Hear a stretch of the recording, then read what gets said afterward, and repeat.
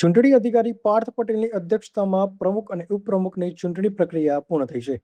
2.5 વર્ષના કાર્યકાળ માટે તાલુકા પંચાયતના નવા પ્રમુખ તરીકે વિક્રમસિંહ અભિસિંહ પગીની બિનહરીફ વરણી કરવામાં આવી છે, જ્યારે ઉપપ્રમુખ તરીકે હાજાભાઈ નાનાભાઈ ચારણ નામના પર આખરી મહોર વાગી હતી. ઉપરાંત કારોબારી સમિતિના અધ્યક્ષ તરીકે ગજેન્દ્રસિંહ પગીની પસંદગી કરવામાં આવી છે. ચૂંટણી પૂર્ણ થયા બાદ ભાજપ કાર્યકર્તા અને સમર્થકોમાં ઉત્સાહનો માહોલ જોવા મળ્યો હતો. બ્યુરો રિપોર્ટ પ્રિતેશ દરજી, પંચમહાલ. આજ રોજ તાલુકા પંચાયત શહેરાની પ્રથમ સભાની બેઠક રાખવામાં આવી હતી, જેમાં પ્રમુખ અને ઉપપ્રમુખની વરણી કરવા માટે આજની પ્રથમ સભાની બેઠક થઈ હતી, જેની અંદર ગઈકાલના રોજ પ્રમુખ અને ઉપપ્રમુખના ફોર્મ ભરવાની અને ચકાસણીની કામગીરી હાથ ધરવામાં આવી, જેમાં એક ફોર્મ પ્રમુખનું અને એક ફોર્મ ઉપપ્રમુખ તરીકે ભરવામાં આવેલું, જેને ચકાસણી કરતા એમને માન્ય રાખવામાં આવે અને આજ રોજ 25 તારીખના રોજ પ્રથમ સભાની બેઠક યોજાઈ, જેમાં વિધિવત રીતે પ્રમુખ અને ઉપપ્રમુખની વરણી કરવામાં આવેલી છે, જેના અધ્યક્ષીય અધિકારી શ્રી જિલ્લા રજિસ્ટ્રાર સાહેબના હસ્તકે એમની નામની જાહેરાત કરવામાં આવેલ હતી અને આજ રોજ આ રીતે પ્રથમ સભાની બેઠક પૂર્ણ જાહેર કરવામાં આવી છે.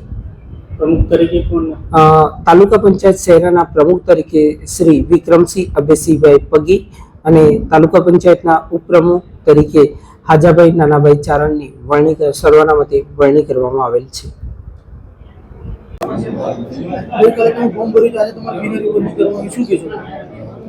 આજ રોજ શહેરા તાલુકા પંચાયત ખાતે તાલુકા પંચાયતના ઉપપ્રમુખ તરીકે મારી નિમણૂક થઈ છે, ત્યારે